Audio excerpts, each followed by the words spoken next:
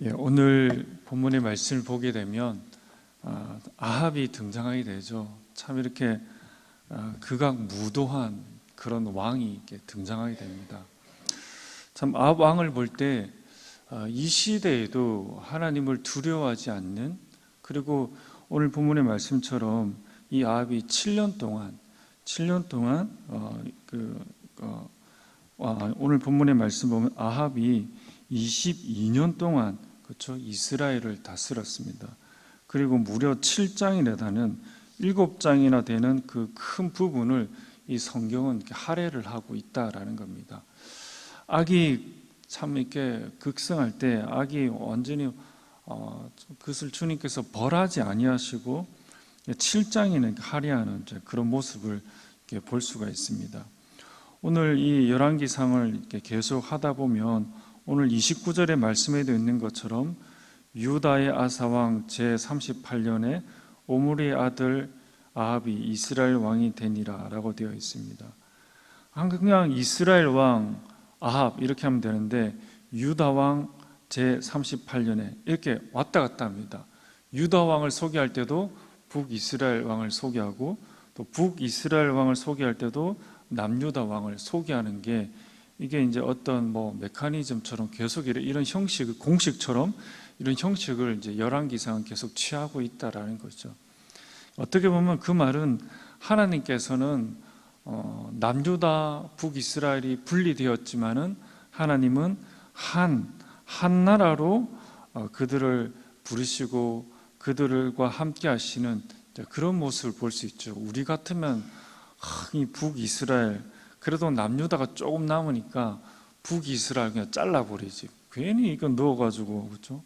근데 하나님 입장에서는 아무리 제약을 많이 범해도 북이스라엘과 남유다를 하나로 묶어서 하나님 보시기에 하나님의 백성으로서 하나님의 그 은혜로 그들을 계속 이렇게 묶어두려고 하는 참 그런 입장을 봅니다. 우리 같으면 잘라버리는데, 하나님은 비록 악을 범했더라도 남유다와 북이스라엘을 한 뭉텅거리로 보시면서 하나님께서 그들을 이렇게 바라보는 그런 모습을 볼 수 있습니다.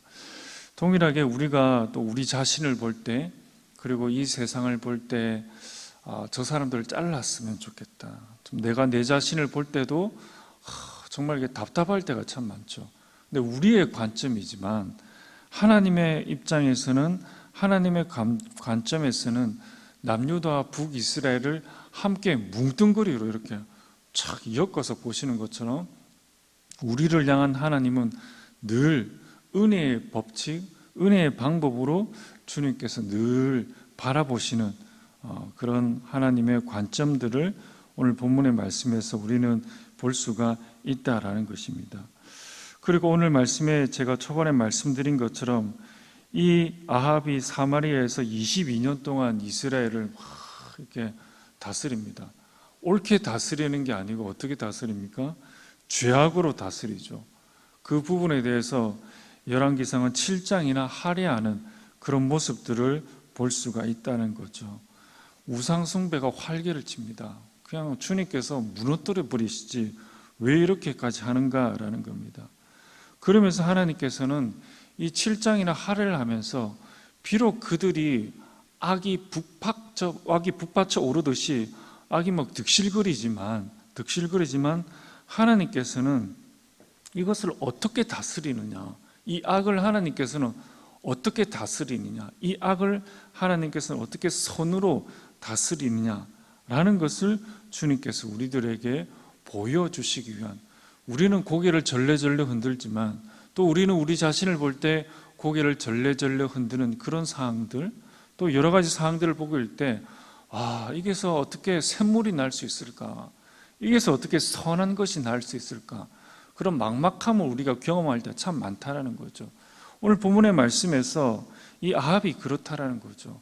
이대로 하나님 가만히 놔둬야 되냐? 22년 동안 선이 한 번도 없는데, 그렇죠? 그리고 많은 백성들도, 하나님 믿는 백성들도 22년 동안 하나님 도대체 뭐 하느냐, 이전의 왕들은 싹싹 잘라버렸는데 22년 동안 도대체 뭘 하나님께서, 그렇죠? 근데 하나님께서는 이 22년 그리고 7장을 할애하면서 하나님은 이 악을 어떻게 다스리느냐에 대해서 우리들에게 말씀을 하신다라는 거죠. 그래서 여러분들, 돌파구가 없어 보이는 그 상황에도 하나님은 선을 내신다라는 것을 우리는 믿음으로 바라봐야 된다라는 거죠. 너무 하나님 길어요. 22년. 그렇죠?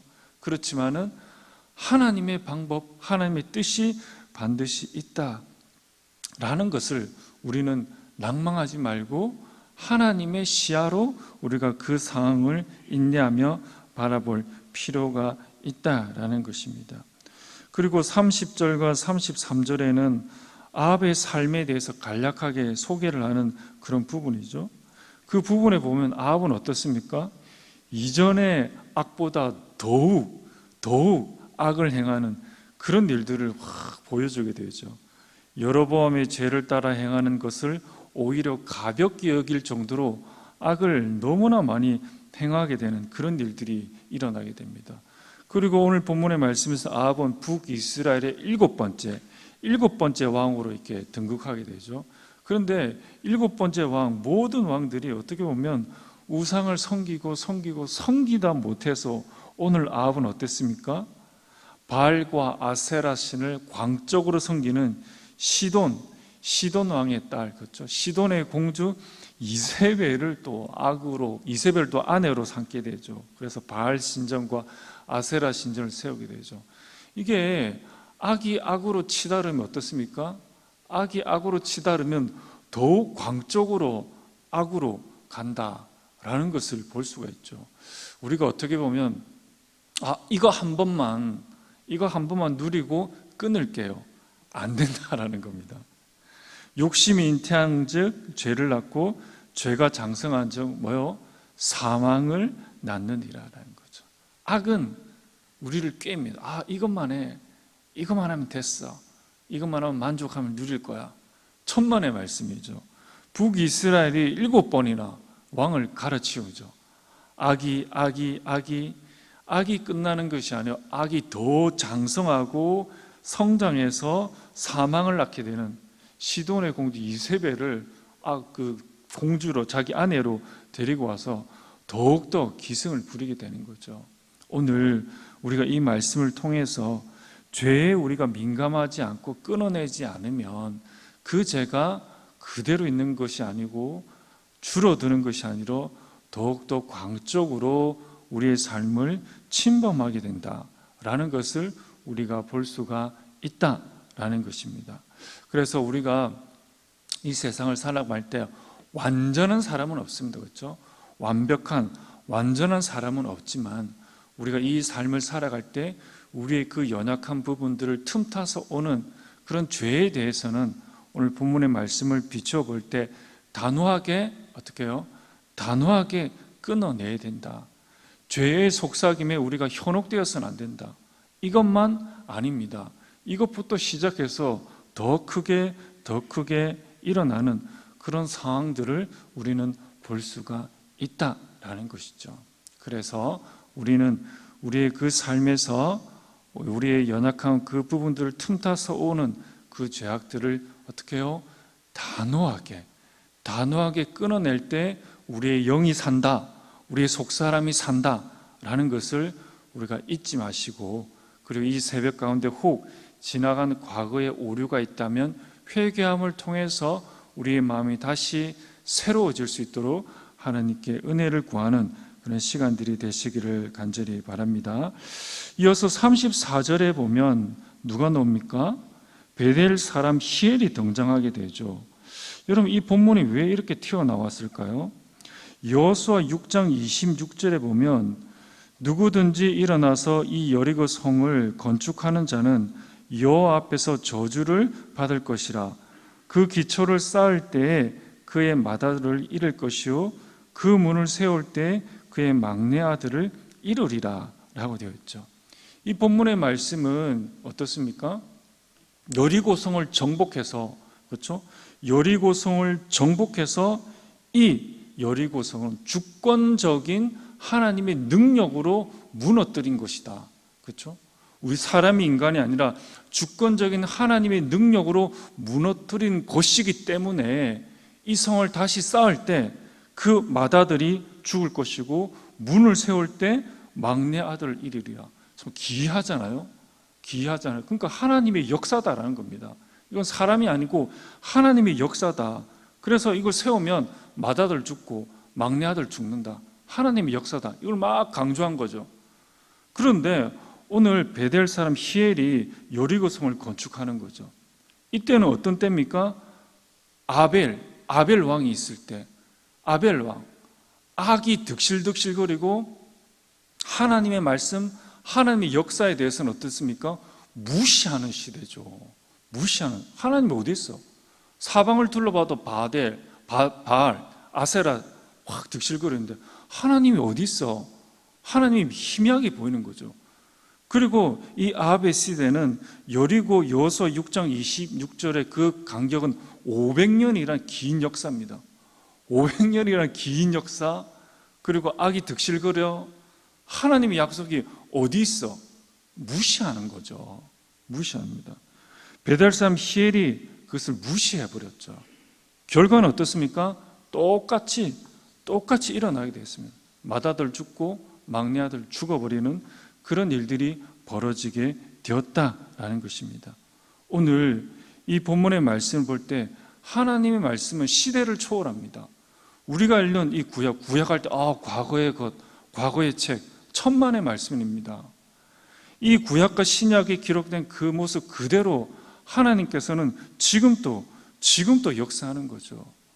베델 사람 히엘은 그걸 무시했습니다. 500년이나 지났는데 과거의 역사인데, 그리고 하나님이 어디서 지금 바알이 막 득실거리는데, 이 세상에 여호와 하나님을 찬양하고 경배하는 것이 어디 있습니까? 다 자신의 야망과 자신의 욕망과 자신의 힘대로 살아가는데 하나님이 어디 있을까?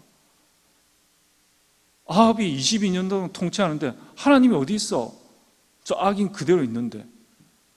그런데 성경은 그 하나님이 있다고 합니다. 성경의 기록은 하나님이 지금도 살아계셔서 역사한다라는 거죠. 우리는 이거를 잘 들어야 된다는 거죠. 이 시대에도 오늘 본문의 말씀처럼 어떻습니까?